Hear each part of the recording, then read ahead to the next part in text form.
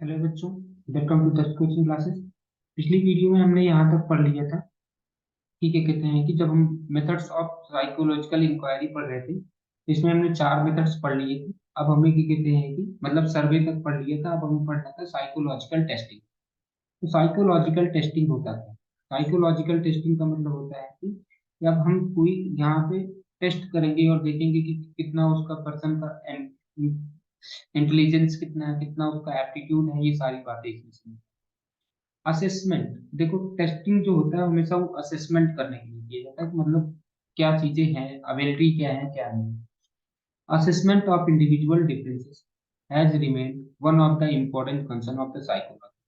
मतलब अलग अलग पर्सन को इवेलुएट, अलग अलग पर्सन को क्या करना है, असेस करना है, चेक करना है। ठीक है, ठीक है, शुरू से ही अलग अलग पर्सन को चेक किया जाता है। Psychologist have constructed different types of test for assessment of various human characteristic. अलग अलग ह्यूमन कैरेक्टरिस्टिक को टेस्ट करने के लिए साइकोलॉजिस्ट ने बहुत बहुत तरीके बनाए। जैसे उन्होंने ह्यूमन कैरेक्टरिस्टिक क्या क्या है, जैसे इंटेलिजेंस है, एप्टीट्यूड है, पर्सनालिटी इंटरेस्ट है, personality interest, attitude, value, educational achievement, इन सब के लिए क्या कहते हैं कि साइकोलॉजिस्ट ने क्या कहते हैं टेस्ट बनाया।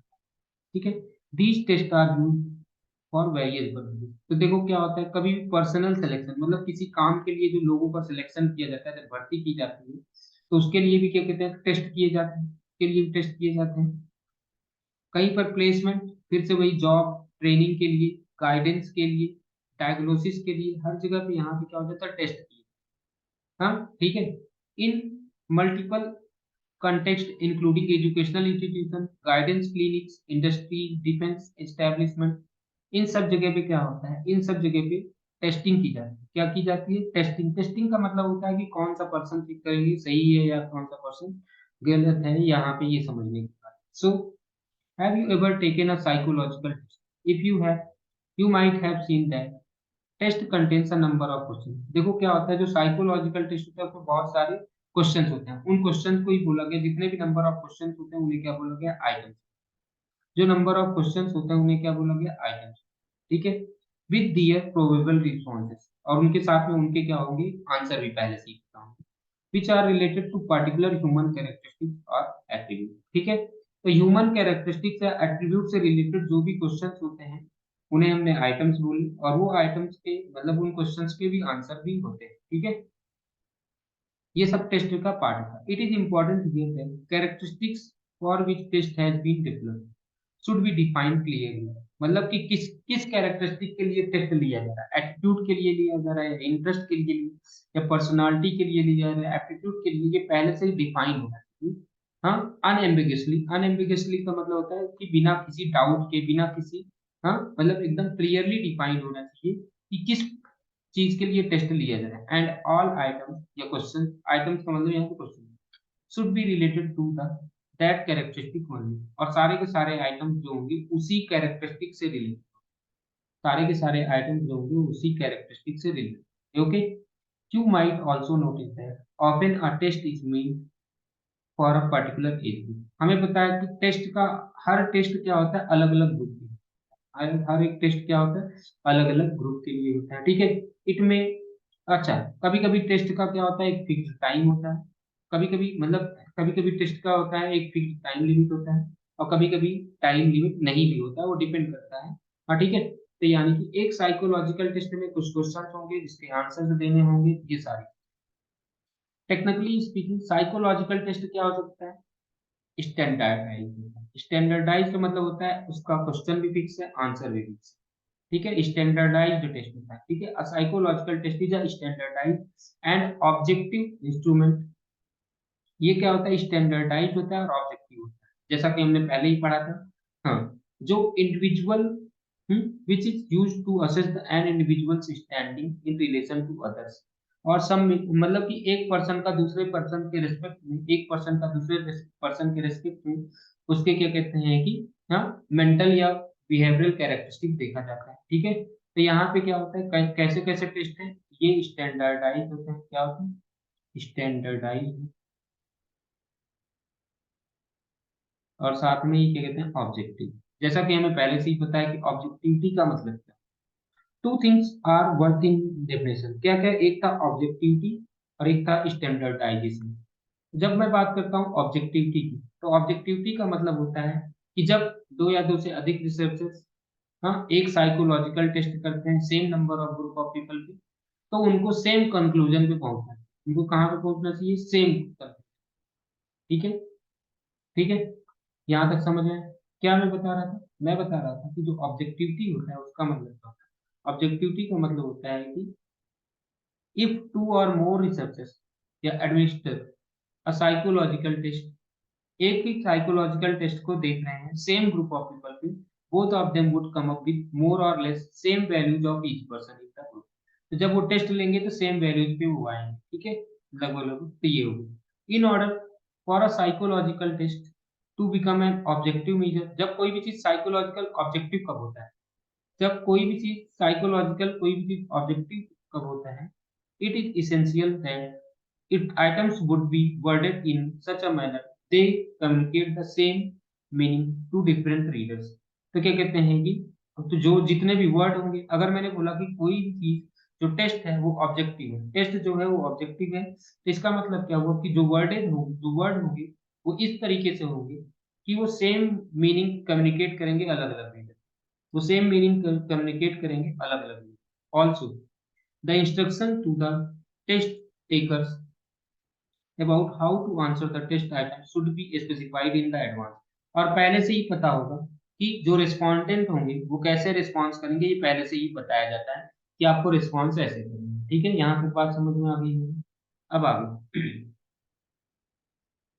the procedure of the administrative of the test such as environmental condition, time limit, mode of administration should be spelled। तो पहले से ये सारी चीजें बताया होगा, कितना टाइम लिमिट है, कैसा एनवायरमेंटल कंडीशन रहेगा, procedure for scoring of the participants, responses need to be describe, सारा का सारा चीजें पहले से ही बताया होगा। The construction of a test is systematic, जो टेस्ट का जो बनाने का जो प्रोसेस होता है, जो टेस्ट का जो बनाने का जो प्रोसेस है वो क्या रहता है? सिस्टमैटिक है। The construction of a test is a systematic process and involves certain steps. It involves detailed analysis of items and estimating reliability, validity, norms. हर एक टेस्ट में ये तीन चीजें होंगी, हर एक टेस्ट में ये तीन चीजें होंगी। क्या? रिलायबिलिटी, वैलिडिटी और नॉर्म्स। रिलायबिलिटी का मतलब क्या?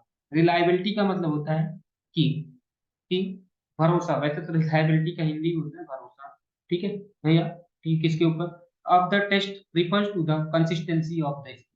जब मैं बात करता हूँ रिलायबिलिटी का, तो इसका मतलब होता है कंसिस्टेंसी, कितना स्कोर में कितना क्या है, कंसिस्टेंसी, ठीक है, ठीक है, ठीक है। रिलायबिलिटी की जब मैं बात करता हूँ, रिलायबिलिटी ऑफ द टेस्ट का मतलब हुआ कि कितना क्या कहते हैं, consistency obtained by an individual on the same test on two different occasion. अगर मान लो कि एक व्यक्ति दो बार सेम टेस्ट देता है, तो लगभग लगभग उसका नंबर सेम ही आना चाहिए, तो इसी को बोला गया है रिलायबिलिटी। ठीक है, अगर एक व्यक्ति एक ही टेस्ट को वो दो बार देता है या सेम टेस्ट को दो बार देता है, हाँ, दो बार देता है, तो दोनों बार उसका नंबर क्या होना चाहिए? सेम आना चाहिए, तो इसी को क्या बोला गया? रिलायबिलिटी।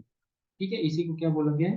रिलायबिलिटी बोला गया। Okay, for example you administer the test to a group of student today and readminister, मान लो 20-25 दिन बाद फिर से उसी टेस्ट को उसी सेम टाइम सेम टेस्ट लेते हो सेम टाइम में, तो इसका मतलब अगर ये टेस्ट रिलायबल होगा, there should not be any variation in the scores obtained by students on two occasions. तो दोनों ही ऑकेजन पे, हाँ, दोनों ही ऑकेजन पे क्या कहते हैं कि सेम रिजल्ट आना चाहिए।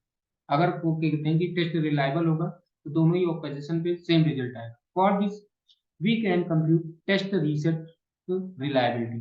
तो इसके लिए हमें क्या करना पड़ता है? टेस्ट रीसेट रीटेस्ट, टेस्ट और रीटेस्ट रिलायबिलिटी यूज करते हैं, which indicate that temporal stability.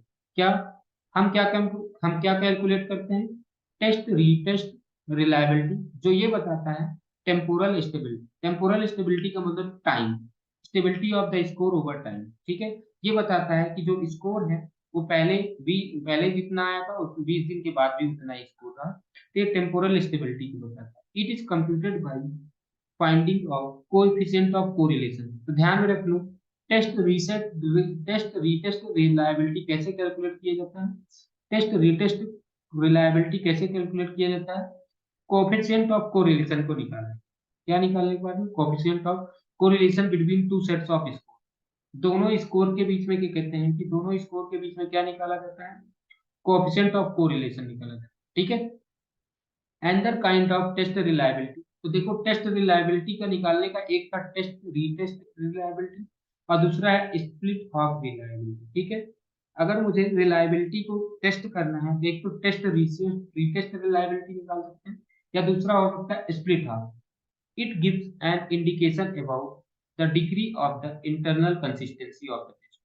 तो जो जो क्या कहते हैं कि स्प्लिट हाफ रियलिटी रिलायबिलिटी है, स्प्लिट हाफ रिलायबिलिटी ये क्या बताता है? स्प्लिट हाफ रिलायबिलिटी हमें बताता है कि indication about degree of internal consistency of test. कितना इंटरनली क्या कहते हैं कि कितना इंटरनली टेस्ट क्या है? कंसिस्टेंसी, कितना internally test consistency. This is based on the assumption of that items of a test, if they are from same domain, should correlate with each other। अगर वो जो आइटम्स हैं वो क्या कहते हैं कि सेम डोमेन से हैं, अगर वो आइटम्स जो सेम डोमेन से हैं तो क्या करेंगे? वो क्या करेंगे? एक दूसरे को कोरिलेट करेंगे। If they are from different domains, अगर मान लो वो डिफरेंट डोमेन्स के हैं तो वो आपस में कोरिलेट नहीं करेंगे, आपस में वो कोरिलेट नहीं करेंगे। ठीक है। इतना बात समझ में है? क्लियर है? तो यानी कि क्या कहते हैं कि स्प्लिट ऑफ रिलायबिलिटी भी बताता है क्या? कितना इंटरनल कंसिस्टेंसी है। अगर हमने दो पार्ट में बांट दिया, अगर हम देखेंगे कि अगर वो सेम डोमेन के हैं तो वो एक दूसरे से कोरिलेट करेंगे, अगर वो सेम डोमेन की नहीं होंगी तो वो क्या कहते हैं? कोरिलेट नहीं करेंगे। ठीक है। For finding out internal consistency the test is divided into two equal half, हम एम्प्लॉइंग ऑड इवन मेथड। तो क्या किया जाता है? दो इक्वल पार्ट में डिवाइड, ऑड इवन मेथड का यूज करते हैं। And correlation is computed between scores of odd and even item. Odd और इवन आइटम्स के बीच में क्या निकाला जाता है? स्कोर निकाला जाता है और फिर पता चलेगा। सबसे पहला चीज हमने कर लिया रिलायबिलिटी। क्लियर है? रिलायबिलिटी के दो मेथड पढ़ लिए, टेस्ट रीटेस्ट मेथड और टेस्ट रीटेस्ट रिलायबिलिटी। दूसरा निकाल लिया स्प्लिट हाफ रिलायबिलिटी। अगला आता है for a test to be usable. जब कोई भी टेस्ट यूजेबल होना है तो इसका मतलब वो टेस्ट क्या होना चाहिए? वैलिड। कोई भी टेस्ट यूजेबल तभी होगा जब वो वैलिड होगा। तो वैलिडिटी का मतलब क्या होता है? वैलिडिटी का मतलब क्या होता है कि does the test vision what it claims to vision. मतलब कि वैलिडिटी, कोई भी टेस्ट तभी वैलिड होगा जिसके लिए लिया गया हो वो टेस्ट क्या उसको बता रहा है। हाँ, कोई भी टेस्ट तभी वैलिड है, कोई भी टेस्ट तभी वैलिड है जब जिस चीज के लिए टेस्ट लिया गया है उसका आंसर वो बता रहा हो, तब वो टेस्ट क्या होता है? वैलिड होता है, नहीं तो नहीं। For example, if you have constructed a test of mathematics achievement, whether the test is measuring mathematical achievement or language proficiency। तो अब क्या कहते हैं कि अब डिपेंड करता है कि आपने ये देखोगे जब आपने क्या कहते हैं किसका टेस्ट निकालने के लिए, हाँ, if you have constructed a test of mathematics achievement, तो अब क्या कहते हैं कि अब वो टेस्ट किसको मेजर कर रहा है ये भी तो पता चले कि वैलिड कब होगा। जब वो मैथ के टेस्ट को मेजर कर रहा होगा तभी तो वो वैलिड है, नहीं तो नहीं वैलिड है। तो यानी कि वैलिडिटी भी होनी चाहिए। ठीक है। वैलिडिटी बताता है कि कोई भी टेस्ट क्या कहते हैं कि किस काम के लिए बनाया गया। अगर उसको जवाब दे पा रहा है तो वो वैलिड ही नहीं। Finally a test becomes a standardised test. कोई भी टेस्ट स्टैंडर्डाइज्ड टेस्ट कब होता है? जब norms are developed for test. जब नॉर्म्स डेवलप किए जाते हैं टेस्ट के लिए, क्या डेवलप किया जाता है? Norms, NORMS। ये नॉर्म्स होते क्या है? नॉर्म्स का मतलब क्या होता है? नॉर्म इज द नॉर्मल और एवरेज परफॉर्मेंस ऑफ द पूरे ग्रुप का जो एवरेज परफॉर्मेंस उसे क्या बोला जाता है? नॉर्म बोला। जो पूरे पूरे ग्रुप का जो एवरेज होता है ना, जो पूरे ग्रुप का एवरेज परफॉर्मेंस होता है उसे क्या बोला गया? नॉर्म। ठीक है। नॉर्म इज द नॉर्मल और average performance of the group. The test is administered on large number of student. हमें पता है टेस्ट जो होता है वो बहुत बड़े लेवल पे, मतलब कि बहुत सारे समझ लो हजारों बच्चों का लिए जा रहे हैं। Their average performance standards are set based on their age. उनका जो एवरेज परफॉर्मेंस है वो कैसे सेट किया जाता है? एवरेज परफॉर्मेंस स्टैंडर्ड जो होता है उसी को नाम से बोला जाता है। वो कैसे सेट किया जाता है? On the basis of age, on the basis of sex, on the basis of place of residence, इन सब basis. This helps us in comparing the performance of an individual student with others. तो क्या होता है कि जो norms होता है, नॉर्म्स हेल्प करता है कि सेम कुछ ग्रुप का, हाँ, किसी एक पर्सन का बाकी ग्रुप के साथ में कंपेयर करने। जो नॉर्म्स होते हैं वो सहायता करते हैं एक बच्चे का किसी बाकी ग्रुप के बच्चों के साथ में कंपेयर करें, ठीक है। It helps in the interpreting the individual score obtained on the test. Individual score को क्या कहते हैं, इंटरप्रेट करने में भी सहायता, ठीक है। अब टेस्ट कैसे हो सकते हैं, टेस्ट के टाइप्स भी होते हैं, टेस्ट के क्या होते हैं, टाइप्स होते हैं। Psychological test are classified on the basis of their language, language के बेसिस पे, या मोड ऑफ एडमिनिस्ट्रेशन के बेसिस पे, या डिफिकल्टी लेवल पे भी बनाए गए। टाइप्स में डिवाइड कर दिया गया on the basis of language. हाँ, जब लैंग्वेज के बेसिस पे देखा गया तो तीन प्रकार के टेस्ट। हाँ, लैंग्वेज के बेसिस पे तीन प्रकार के टेस्ट, वर्बल, नॉन वर्बल और परफॉर्मेंस। लैंग्वेज के बेसिस पे कितने प्रकार के टेस्ट, तीन प्रकार, वर्बल, नॉन वर्बल और परफॉर्मेंस, ठीक है। फिर उसके बाद में, तो इतना तो आपको क्लियर समझ में आ गया होगा कि लैंग्वेज के बेसिस पे कितने प्रकार के हैं, वर्बल, नॉन वर्बल और परफॉर्मेंस। अगला, literacy is required for taking verbal test. देखो वर्बल टेस्ट लेना है, हमें पता है कि पढ़े लिखे लोगों का टेस्ट लेना है, ठीक है, क्योंकि इसमें कुछ ना कुछ लिखा होगा। In non verbal test items are made of symbols. Non verbal test में जो होते हैं, जो क्वेश्चंस होते हैं, आइटम्स का मतलब यहाँ पे क्वेश्चंस, नॉन वर्बल में आइटम्स का मतलब यहाँ पे क्वेश्चन, जो आइटम्स होते हैं या क्वेश्चंस जो होते हैं वो किसमें बने होते हैं, in non verbal test items are made up of symbols और पिक्चर्स। परफॉर्मेंस टेस्ट में क्या किया जाता है, require movement of object. Performance test में क्या होता है कि ऑब्जेक्ट का एक स्थान से दूसरे स्थान पे मूव कराया जाता है एक ऑर्डर में, किसी पर्टिकुलर ऑर्डर में, ठीक है। परफॉर्मेंस टेस्ट में क्या होता है कि एक ऑब्जेक्ट को दूसरे जगह पे, एक जगह से दूसरी जगह पे मूव कराया जाता है किसी पर्टिकुलर ऑर्डर में, okay. Depending upon the mode of administration, mode of administration के दो प्रकार के टेस्ट होते हैं, एक होता है इंडिविजुअल टेस्ट और एक होता है ग्रुप टेस्ट।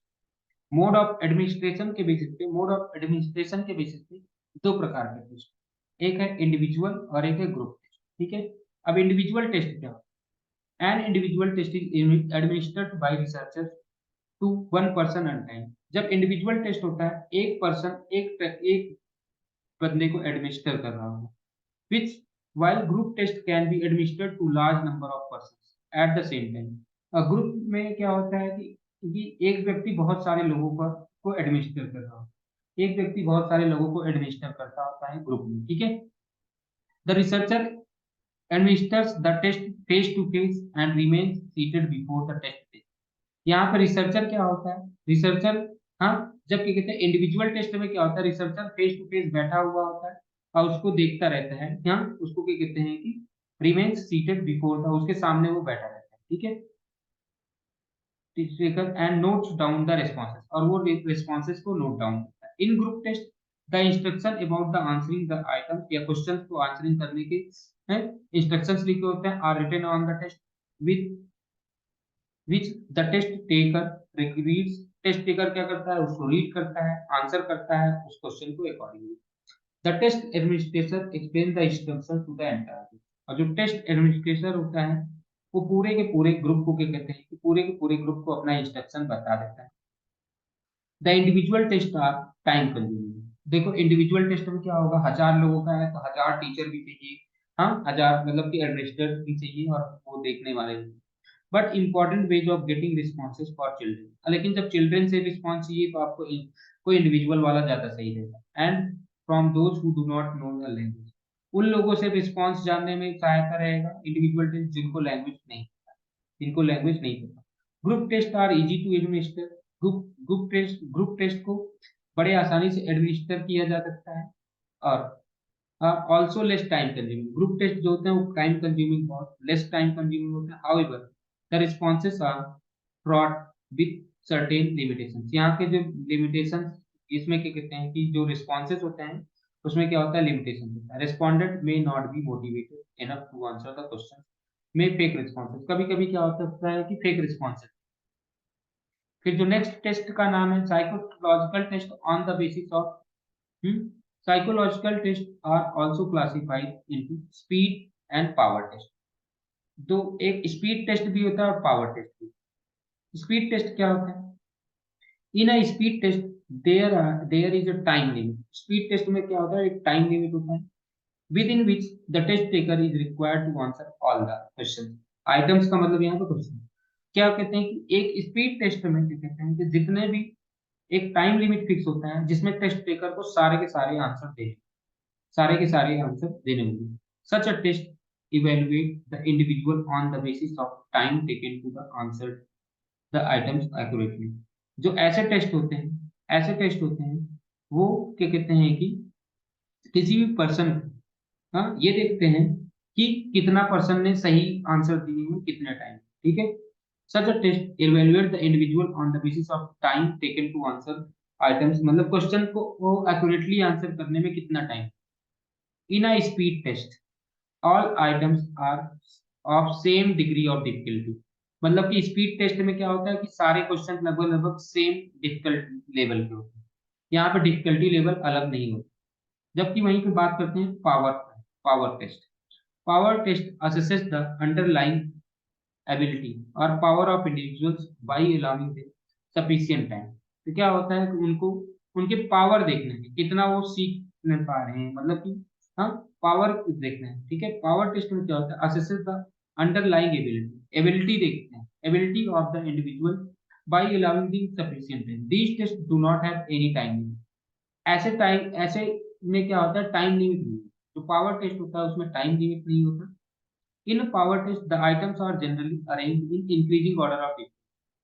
पावर टेस्ट में क्या होता है, पहले इजी क्वेश्चन होंगे, फिर उससे थोड़ा सा हार्ड, फिर उससे थोड़ा सा हार्ड, ऐसे ऐसे चलते हैं। If a person for example is unable to solve the sixth item, he or she will have difficulty in answering the subsequent question. यानी कि अगर वो सिक्स्थ नहीं कर पा रहा है तो उसके बाद वाले क्वेश्चन भी नहीं कर पाएगा, या मतलब कि उसको सॉल्व करने में प्रॉब्लम होगी। It is however difficult to construct a pure speed और पावर टेस्ट, क्योंकि प्योर स्पीड टेस्ट नहीं बनाया जा सकता, प्योर पावर टेस्ट नहीं बना सकता। इसलिए ज्यादातर जो टेस्ट होते हैं इन दोनों के कॉम्बिनेशन, ज्यादातर टेस्ट जो होते हैं वो क्या होते हैं, इन दोनों के कॉम्बिनेशन। आगे while test are often used in research. Test कहाँ यूज कहाँ पे किया जाता है, रिसर्च में किया जाता है। For making decision about the people, हाँ, लोगों के बारे में डिसीजन बनाने में लिया जाता है। Test must be selected and must be graded, मतलब कि जो टेस्ट होंगे, कौन सा टेस्ट होगा, ये सारी चीजें ध्यान में रखना है कि टेस्ट कौन सा होगा कौन सा नहीं होगा, ये बड़े सावधानी से हमें चुनना होगा, ठीक है। द टेस्ट यूज और द टेस्ट यूजर और decision maker should not rely on single test. कभी भी जो टेस्ट टेकर है या टेस्ट डिसीजन मेकर है उसको सिंगल टेस्ट पे नहीं डिपेंडेंट होना। और साथ में साथ ध्यान में रख लीजिए कि जो टेस्ट डेटा है, test data should be with information about persons background interest and performance. जो टेस्ट डेटा होना चाहिए वो क्या होना चाहिए, पर्सन की बैकग्राउंड की होनी चाहिए, इंटरेस्ट की होनी चाहिए, पास्ट परफॉर्मेंस। अब अगला केस स्टडी क्या है। केस स्टडी लास्ट मेथड है इसका ऑब्जर्वेशन का। केस स्टडी क्या है, लास्ट मेथड है ऑब्जर्व सॉरी लास्ट मेथड है कि कहते हैं कि इंक्वायरी का, ठीक है। In this method emphasis is given in the depth study of particular case. कोई एक पार्टिकुलर केस होगा उसको खूब अच्छे से पढ़ना, कोई एक पार्टिकुलर स्टडी पार्टिकुलर केस होगा उसको खूब अच्छे से पढ़ना होगा, ओके। और यहाँ पे जो रिसर्चर होते हैं, researchers focus on cases which can provide critical information और न्यू लर्निंग। जो रिसर्चर होते हैं उन केसेस पे फोकस करते हैं जो उनको क्या कहते हैं कि कुछ इंफॉर्मेशन दे सके, या उनको नए लर्निंग दे सके, या उनको कुछ क्या कहते हैं कि ऑन लेस अंडरस्टूड फेनोमेना, उन फेनोमेनन को या वो चीजें इवेंट जिनको वो समझ अभी तक नहीं पाए हैं उसको समझने में सहायता करे। तो ऐसे चीजों को पढ़ा जाता है क्या, तो इसमें ऐसे चीजें लिया जाते हैं यहाँ पे जो उनको क्रिटिकल इंफॉर्मेशन दे या नई लर्निंग दे, जिसको बारे में वो कम जाने, जिसके बारे में वो कम जाने।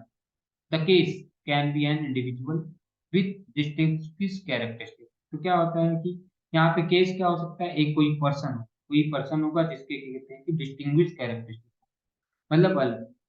A patient showing psychological disorder or a small group of individuals having some commonality among them। कभी कभी क्या होता है कि हम जो केस हो सकता है वो इंडिविजुअल भी हो सकता है या कभी कभी एक स्मॉल ग्रुप ऑफ इंडिविजुअल्स भी हो सकता है, ठीक है। और जो ग्रुप ऑफ इंडिविजुअल्स होंगे उनके बीच में कुछ ना कुछ कॉमन होगा। For example creative writers like Rabindranath Tagore, Mahadevi Verma, इन सबको एक साथ में अगर हम देखना चाहते हैं, इनको पढ़ना शुरू करें।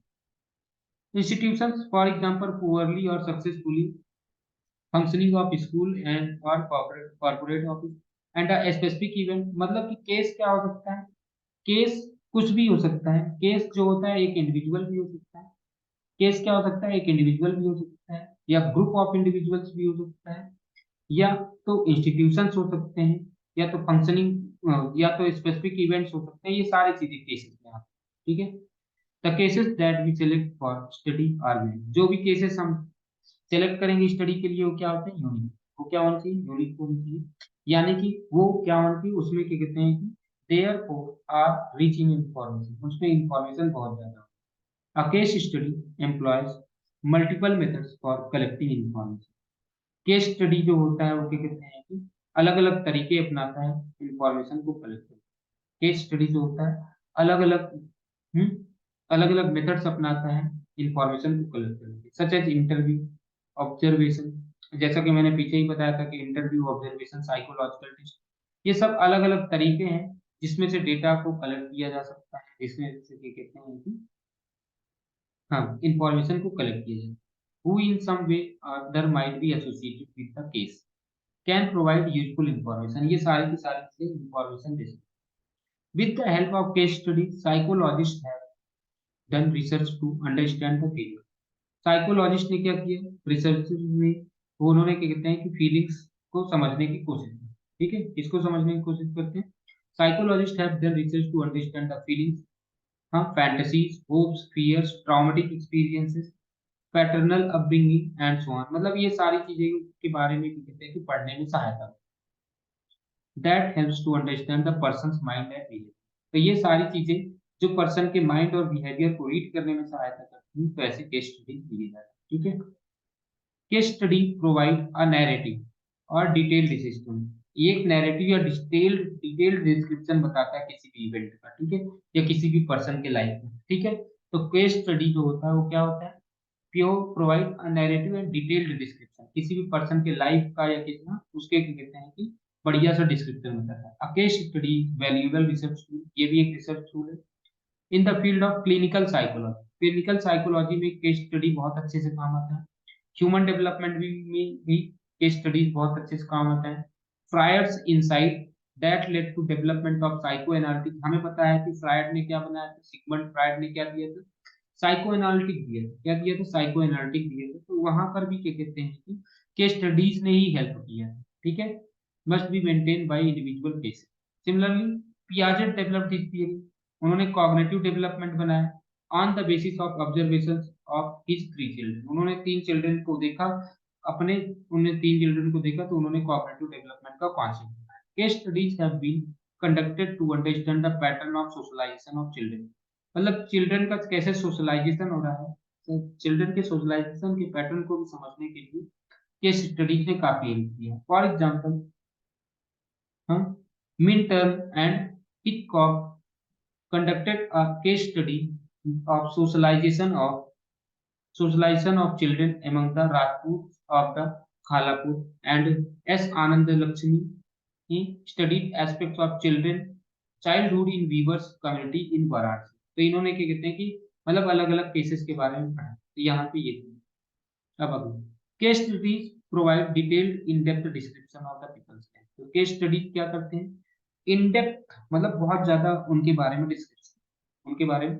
However while generalizing the basis of individual cases one need to be very cautious। जब हमें क्या कहते हैं इंडिविजुअल केसेस को हम ले रहे होंगे, उनको जनरलाइज करते हैं तो बहुत ही ज्यादा सावधानी बरतें। हाँ, उसको हम जनरलाइज कर लेते हैं जब एक पर्सन को पढ़ के हम बहुत सारे पर्सन पे अप्लाई करने का। The problem of validity in single case study is quite challenging. क्योंकि हमें पता है एक केस स्टडी से हमारा क्या कहते हैं कि सारा का सारा सॉल्यूशन तो नहीं है। हाँ, एक केस स्टडी से सारा का सारा सॉल्यूशन तो नहीं मिलेगा। It is recommended that the information should be collected using multiple strategy. जो इंफॉर्मेशन कलेक्ट किए जाएंगे अलग अलग स्ट्रेटेजी के थ्रू किए जाएंगे from different sources of information by number of investigators. तो क्या होगा कि हमें क्या करना चाहिए, केस स्टडी में क्या करना चाहिए कि जो इंफॉर्मेशन होना चाहिए वो मल्टीपल स्ट्रेटजीज, अलग अलग स्ट्रेटजी के थ्रू और अलग अलग सोर्सेज से निकालना चाहिए। ठीक है, और बहुत सारे इन्वेस्टिगेटर्स अलग अलग। Careful planning of data collection is also very, इसमें जो डेटा कलेक्शन होता है वो बहुत ही नेसेसरी जरूरी है, कैसे रखना है। Throughout the process of data collection the researcher is required to maintain a chain of evidence for linking the various data sources having bearing on the research question. यानी कि पूरे प्रोसेस में क्या होता है जब डेटा कलेक्शन, तो researcher क्या होता है कि अपना एक चेन ऑफ एविडेंस होगा, ताकि वो क्या कहते हैं कि डेटा सोर्सेस को आपस में जोड़ सके, डेटा सोर्सेस को आपस में वो जोड़ सके, ये सारी चीजें हमें पता हो। As you have read, each method has its own limitation. अब क्योंकि हमने सारे मेथड्स तो पढ़ लिए, अब तक हमने सारे मेथड पढ़ लिए, हर एक मेथड का अपना लिमिटेशन है, हर एक मेथड का अपना advantage. Therefore it is desirable that researcher को केवल एक मेथड पे नहीं डिपेंडेंट रहना चाहिए। अगर वो एक या एक से ज्यादा मेथड कंबाइन करके करता है, तो वो बड़े आसानी से उसको सक्सेसफुली कहते हैं कि चीजों को कर सकते हैं। ठीक है, यहाँ तक बात समझ में आई। अब अगला आता है एनालिसिस ऑफ डेटा। जब मैं बात करता हूँ एनालिसिस ऑफ डेटा, तो देखो डेटा को एनालिसिस करने के लिए दो मेथड है। डेटा को एनालिसिस करने के दो मेथड हैं, एक होता है क्वांटिटेटिव क्वालिटेटिव, और एक होता है क्वांटिटेटिव। डेटा को एनालिसिस करने के कितने मेथड हैं? तो एक क्वालिटेटिव, एक क्वांटिटेटिव। ठीक है, in this earlier section we discuss different methods. अभी तक हमने देखा कि कैसे इंफॉर्मेशन वगैरह कलेक्ट किए जाए, अभी तक हमने देखा कैसे इंफॉर्मेशन कलेक्ट की। आफ्टर डेटा आर कलेक्टेड, जैसा कि हमने पढ़ा था कि डेटा कलेक्शन के बाद में क्या होता है कि हमें उसमें से कंक्लूजन निकालना है। जब हम डेटा कलेक्ट कर लेते हैं तो उसमें से क्या निकालते हैं? कंक्लूजन निकालते हैं। अब जब कंक्लूजन निकालना होता है, कंक्लूजन निकालने के लिए हमारे पास सबसे पहले क्या करना पड़ता है? उसको, हाँ, उसको एनालाइज करना पड़ता है। एनालाइज के लिए हमें पता है कि दो एनालिसिस, डेटा एनालिसिस के दो मेथड, डेटा एनालिसिस के दो मेथड है, एक है क्वांटिटेटिव, एक है क्वालिटेटिव। डेटा एनालिसिस के दो मेथड हैं, एक है क्वालिटेटिव और एक है क्वांटिटेटिव। जब मैं बात करता हूँ क्वांटिटेटिव की, as you may have gathered by now, psychological test, questionnaires, structured interview contain series of closed-ended questions।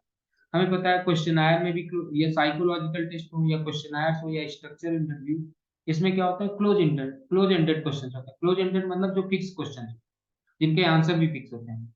That is the questions and their probable responses are given in these measures. तो जितने भी questionnaires में या psychological test या structured interview, इसमें question और answer, जो questions होते हैं और जो आंसर होते हैं, उनके पहले से ही फिक्स होते हैं। Generally these responses are given in scaled form. ये क्या होता है? किसी एक स्केल्ड फॉर्म में देते हैं। That wise they indicate the strength and the magnitude of the response. ये स्केल्ड फॉर्म में होते हैं, तो ये बताते हैं कि रिस्पॉन्स कितना ज्यादा अच्छा है या उसका मैग्नीट्यूड कितना, स्ट्रेंथ है उसका, उसका magnitude. For example, they may very from one, मतलब कि कभी कभी देखो 1 to 5 स्टार नहीं होता, या तो ऐसे ही 1 को हमने लो बोल दिए, 1 to 5, या कभी कभी होता है 7 to 11, मतलब हाई, मतलब एकदम लो या एकदम high. The participants task is to select the most appropriate response. और पार्टिसिपेंट का क्या काम है कि उसमें से कौन सा बेस्ट रिस्पॉन्स होगा, सबसे अच्छा रिस्पॉन्स होगा, उसको चुनना होगा। समटाइम्स देयर आर राइट और रॉन्ग। हमें पता है राइट भी हो सकता है, रॉन्ग भी रिस्पॉन्स। जो पार्टिसिपेंट ने आंसर दिया है वो हो सकता है राइट भी हो सकता है, रॉन्ग भी हो सकता है, लेकिन जो रिसर्चर है, researcher assigns a number two each answer. या तो 1 दे देता है राइट आंसर के लिए, 0 दे देता है wrong answer. At the end, researcher calculates the total of all these numbers. इन सब नंबर का टोटल निकाला and arrives at aggregate score। जब वो aggregate score पे पहुंचता है, तो ये बताता है कि पार्टिसिपेंट का कितना लेवल है ऑन पर्टिकुलर एट्रीब्यूट, किसी भी पर्टिकुलर एट्रीब्यूट में कितना उसका लेवल। ठीक है, किसी भी पर्टिकुलर एट्रीब्यूट में उसका कितना लेवल है, इन सब बातों को वो समझा रहे हैं। ओके, यहाँ तक बात समझ में आ गया होगा। अब आगे, जैसे वो एट्रीब्यूट क्या हो सकते हैं? Human attribute, intelligence, academic intelligence. In doing so the researcher converts a psychological attributes into quantity. तो ध्यान में रख लो, इन क्वांटिटेटिव मेथड जो साइकोलॉजिकल एट्रीब्यूट्स होते हैं, उनको क्वांटिटी में कन्वर्ट कर दिया जाता है। इन क्वांटिटेटिव मेथड जो साइकोलॉजिकल एट्रीब्यूट होते हैं, इन क्वांटिटेटिव मेथड जो रिसर्चर होता है वो क्या करता है? साइकोलॉजिकल एट्रीब्यूट को किसमें कन्वर्ट कर देता है? क्वांटिटी। क्वांटिटी मतलब नंबर्स में। For the purpose of the drawing conclusion, a researcher may compare individuals score with group. तो फिर क्या होगा कि जो जो क्या कहते हैं कि रिसर्चर होगा, वो एक पर्सन का नंबर पूरे ग्रुप के साथ में कंपेयर कर सकता है, और compare the scores of the two group, कभी कभी क्या होता है दो अलग अलग ग्रुप का भी स्कोर कंपेयर कर दिया जा सकता है।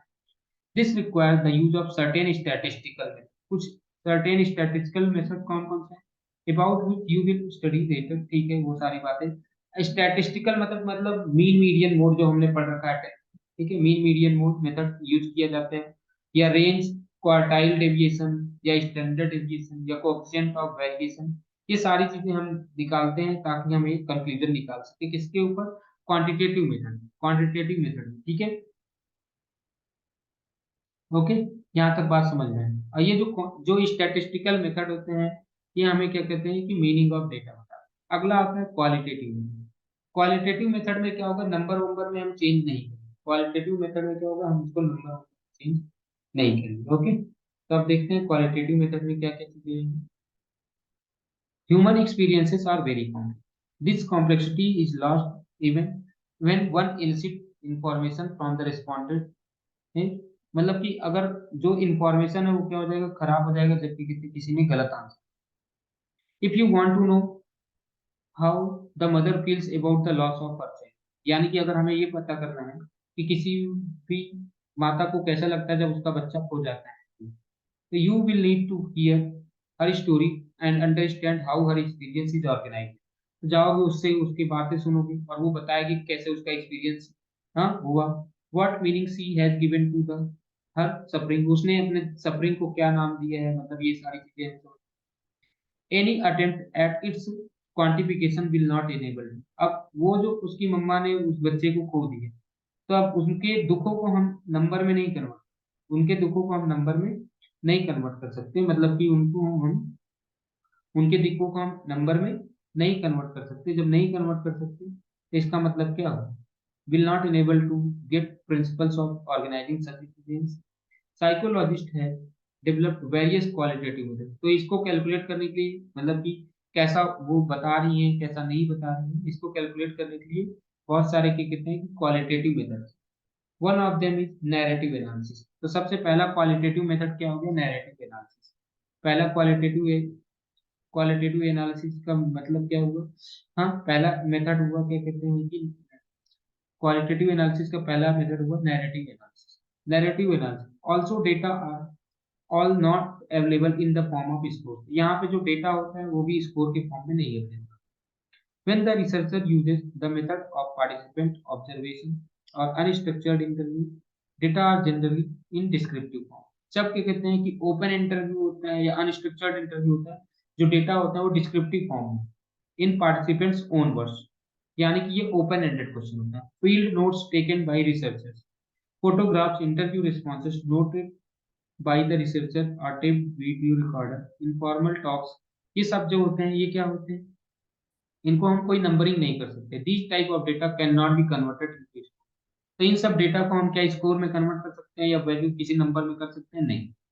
ठीक है, ये सब ये इनका स्टैटिस्टिकल एनालिसिस नहीं किया जाता। Rather researcher uses the technique to content analysis to find out. तो यहाँ पे क्या निकल जाता है, कौन सा टेक्निक निकाला गया, कंटेंट एनालिसिस। क्या निकाला गया, content analysis, to find out them thematic category and build those category taking examples from the data. यानी कि क्या कहते हैं कि फिर इन थीमेटिक कैटेगरीज को अलग कर लेगा या पता लगा लेगा और उसको क्या कहते हैं कि अलग करके अपने, तो ये होते हैं डिस्क्रिप्टिव इन नेचर। जो कंटेंट एनालिसिस या क्या कहते हैं कंटेंट एनालिसिस या नैरेटिव एनालिसिस क्या होता है, descriptive in nature. It must be understood that, फिर से वही चीज आ गया कि ये दोनों क्वालिटेटिव और क्वांटिटेटिव कॉन्ट्राडिक्टरी नहीं है, बल्कि ये कॉम्प्लीमेंट्री टू ईच। क्वालिटेटिव और क्वांटिटेटिव ये कॉम्प्लीमेंट्री टू ईच अदर है, कभी भी एक दूसरे को हाँ कॉन्ट्राडिक्टरी नहीं है, कॉन्ट्राडिक्टरी नहीं है। अगर किसी चीज को पूरा फेनोमेनन समझना है तो आपको दोनों फेनोमेनन दोनों मेथड यूज करना। ओके, इतना बात समझ में है। अब अगला आता है लिमिटेशंस ऑफ साइकोलॉजिकल इंक्वायरी। तो तीन लिमिटेशन है यहाँ, तीन लिमिटेशन है। पहला, lack of true zero point. सबसे पहला लिमिटेशन क्या है, लैक ऑफ ट्रू, हाँ true zero point. Lack of true zero point का मतलब क्या होता है कि जैसे जब हम किसी भी चीज को मेजर करना शुरू करते हैं, कहाँ से स्टार्ट करते हैं, जीरो से। कहाँ से स्टार्ट करते हैं, जीरो से। लेकिन लेकिन अगर तुम किसी भी पर्सन मतलब कि लेंथ टेबल का मेजर करना चाहते हो, तो कहाँ से स्टार्ट करोगे? जीरो से। मान लो कि वो बता दिए कि 3 फीट लॉन्ग है या 2 फीट लॉन्ग है, जितना भी हो। Psychological instrument do not have true zero point. जितने भी साइकोलॉजिकल मेजरमेंट होते हैं, जो साइकोलॉजिकल मेजरमेंट होते हैं उसमें कोई भी जीरो पॉइंट है ही नहीं। जो साइकोलॉजिकल मेजरमेंट्स हैं उसमें कोई जीरो पॉइंट नहीं है। इफ अ पर्सन, अब मैंने बोला कि if for example no person in the world has zero intelligence. अब मुझे किसी का इंटेलिजेंस मेजर करना है। हम मैं तो जीरो से तो इंटेलिजेंस मेजर नहीं कर सकता, क्योंकि किसी भी पर्सन के पास में जीरो इंटेलिजेंस है ही। All of us have some degree of intelligence. कुछ ना कुछ तो इंटेलिजेंस है। What psychologist do, they are training, हाँ, वो क्या करते हैं कि एक पॉइंट, जीरो पॉइंट डिसाइड करते हैं और वो आगे बढ़ जाते हैं। हाँ, जो साइकोलॉजिस्ट होते हैं वो एक जीरो पॉइंट खुद से डिसाइड करते हैं और आगे बढ़ जाते हैं। As a result whatever scores we get in psychological studies are not absolute in nature. तो यानी कि जिसकी वजह से जितने भी आंसर्स होते हैं, जो साइकोलॉजिकल स्टडीज में जितने भी आंसर या रिस्पॉन्सेज होते हैं, क्या वो एब्सोल्यूट होते हैं? नहीं। जितने भी साइकोलॉजी में ये कहते हैं कि आंसर्स होते हैं, तो वो क्या होते हैं? एब्सोल्यूट नहीं। Rather they have relative value. उनका एक रिलेटिव वैल्यू होता है। क्या होता है? वो एब्सोल्यूट इन नेचर नहीं है, उनका एक रिलेटिव है। ठीक है, एब्सोल्यूट का मतलब होता है fixed value. In some of study ranks are used as scores. कहीं कहीं पे क्या होता है? रैंक्स को ही स्कोर के रूप में यूज किया जाता है। For example the basis of marks obtain in test, teacher arrange, जैसे अब मैंने बोल दिया कि 1 2 3 ऐसे एक एक ऑर्डर में बना। The problem in such a type of assessment is that the difference between first and second rank में क्या होगा? देखो, मान लो फर्स्ट रैंक का कितना आया? 10 मार्क्स। सेकेंड रैंक का कितना आया? 9। और हो सकता है कि थर्ड रैंक का 5 आया हो। तो क्या इनके बीच में कोई गैप बराबर है? यहाँ पे एक था। लेकिन थर्ड के बीच में, थर्ड और सेकेंड के बीच में कितने का गैप आया? 4। तो कब तो ये जो रैंकिंग होता है, जो स्कोर को रैंक में कर देते हैं, तो ये भी वही लिखा हुआ है कि the problem in such assessment is that the difference between first and second rank holders may not be same as the difference between second and third. तो इनका दोनों का कहते हैं कि डिफरेंस अलग है। ठीक है, इतना बात समझ में? ये you can see the difference between first and second rank is not same as the case between second and third. यहाँ पर देख लो इनके बीच में।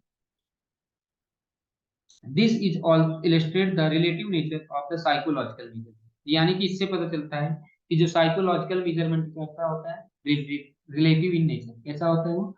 Relative in nature. ठीक है, अगला जो पहला लिमिटेशन था लैक ऑफ जीरो पॉइंट, दूसरा लिमिटेशन है lack of nature of lack relative nature of psychological tools. Psychological tools का जो रिलेटिव नेचर होता है, कहीं ना कहीं ये भी एक प्रकार से उसका लिमिटेशन है। कैसे? यहाँ पे समझने वाली बात है। Relative nature of psychological tool, psychological test are develop keeping in view the salient features of a particular point. जब कोई भी टेस्ट बनाया जाता है तो कुछ सोच समझ के बनाया जाता है कि मैं इस पर्पज से टेस्ट बना रहा हूँ। टेस्ट का पर्पज है। For example, a test developed for urban students may contain items that demand familiarity with stimuli available in the urban setting।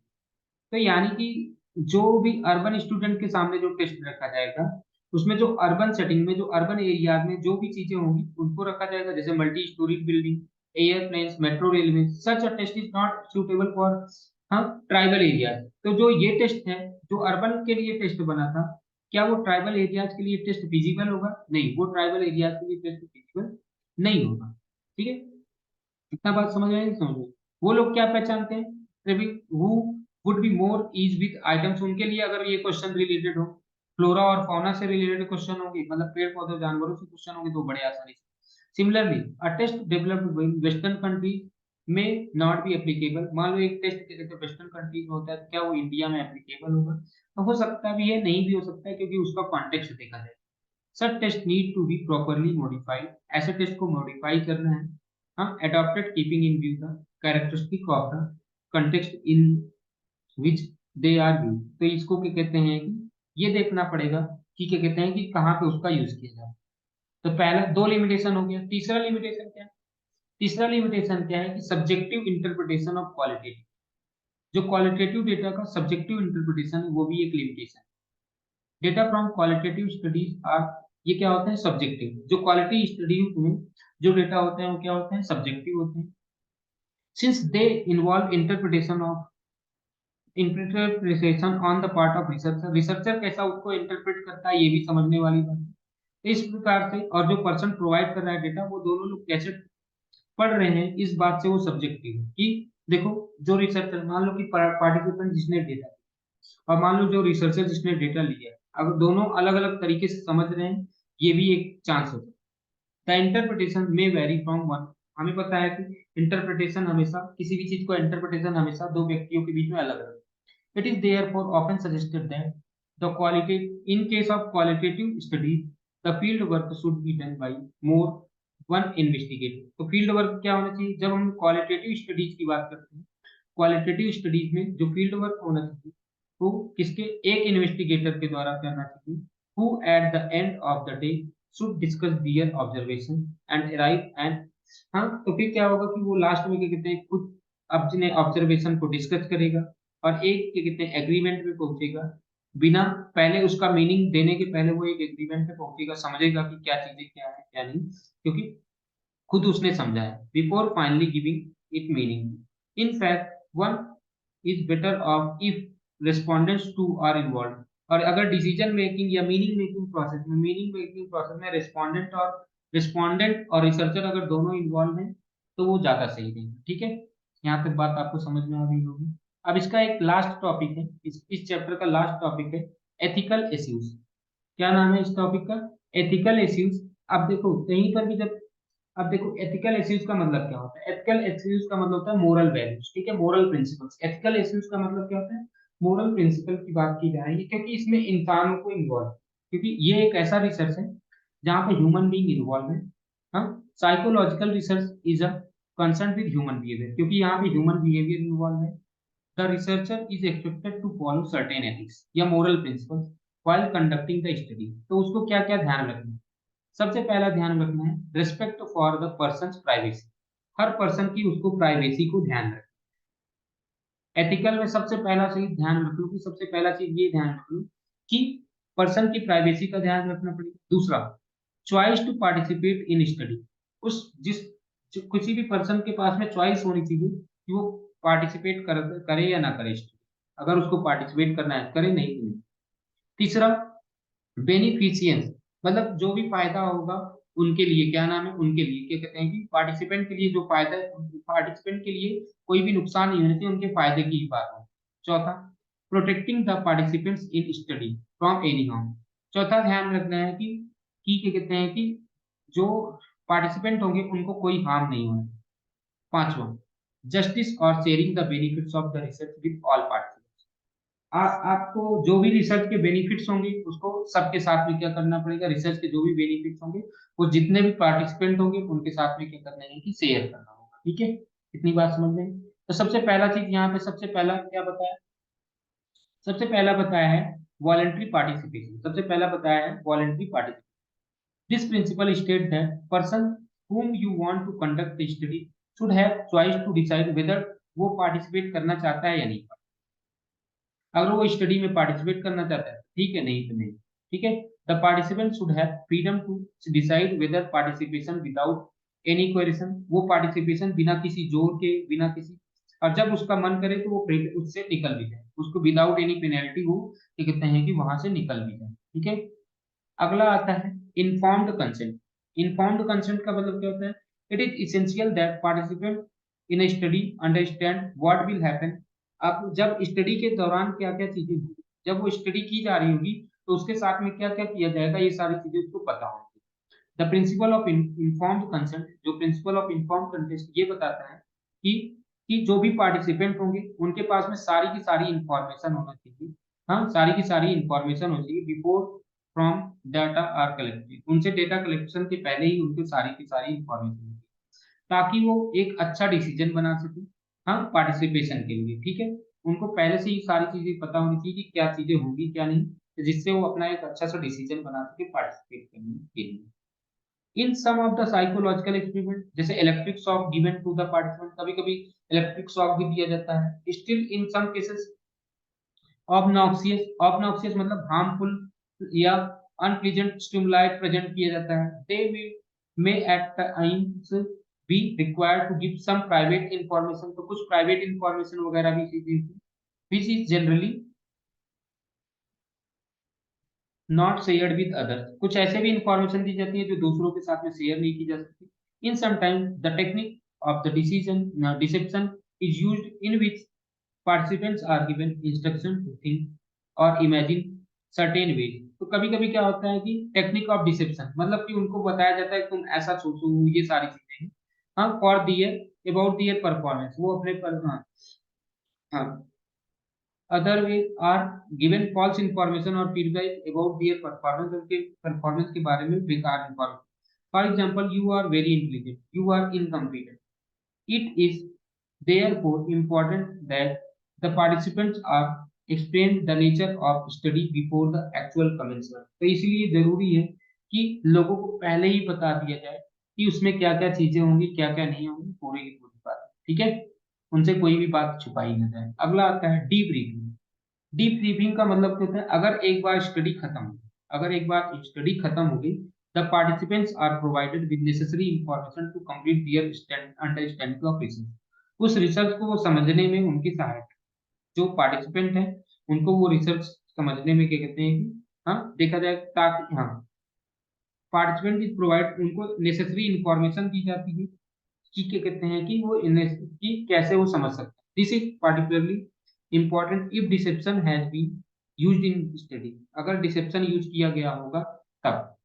Debriefing ensures that participants leave the study in the same physical और mental state as when they are entered. तो debriefing क्या ensure करता है कि जैसे वो लोग आए थे जिस मेंटल स्टेट में, उसी मेंटल स्टेट में वापस आए।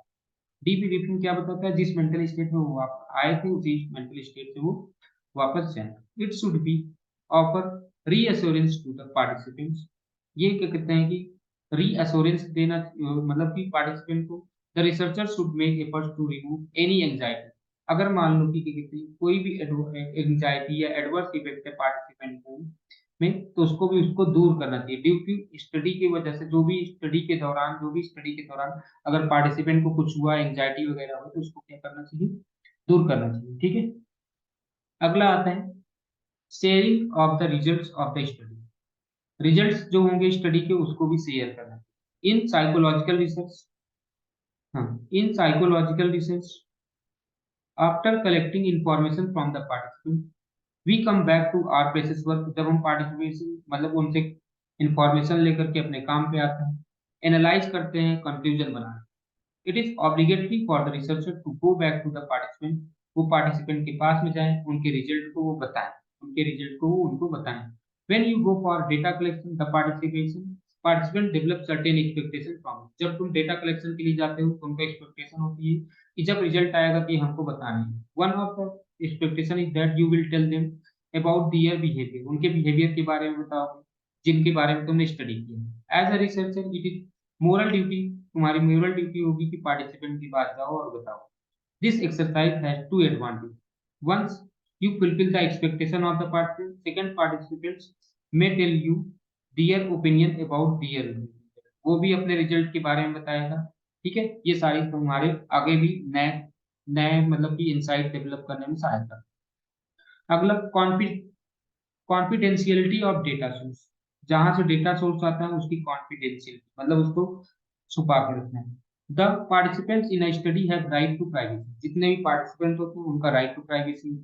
Researcher must not researcher must safeguard मतलब उनकी प्रोटेक्ट करना चाहिए प्राइवेसी।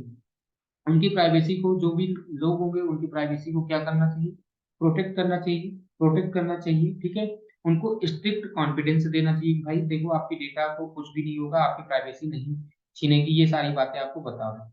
मतलब कि उनको बता दें the information should only be used for research purposes and in no circumstances it should be pass on the other interested parties. जो इंफॉर्मेशन होना चाहिए, यानी कि जो इंफॉर्मेशन होना चाहिए केवल रिसर्च पर्पज के लिए जाना चाहिए, किया जाना चाहिए, और किसी भी तरीके से किसी और पार्टी के पास में ये डेटा नहीं जाना। The most effective way of protecting the confidentiality of participant is not to record their identity, उनकी पहचान को हमें इकट्ठा ही नहीं करना है। This is however not possible in certain kinds of research. In such cases code numbers given to that data sheet, तो डेटा शीट को क्या कर दो, कोड नंबर वगैरह दे दो, जिससे क्या कहते हैं कि उनका आइडेंटिफिकेशन क्या हो जाए, और जैसे ही रिसर्च हो जाए वैसे ही आइडेंटिफिकेशन को क्या कर दो, खत्म। ठीक है, तो उम्मीद करता हूँ यहाँ तक आपको चैप्टर समझ में आ गया होगा और ये बढ़िया से खत्म भी हो गया, और जो भी डाउट होगा पूछ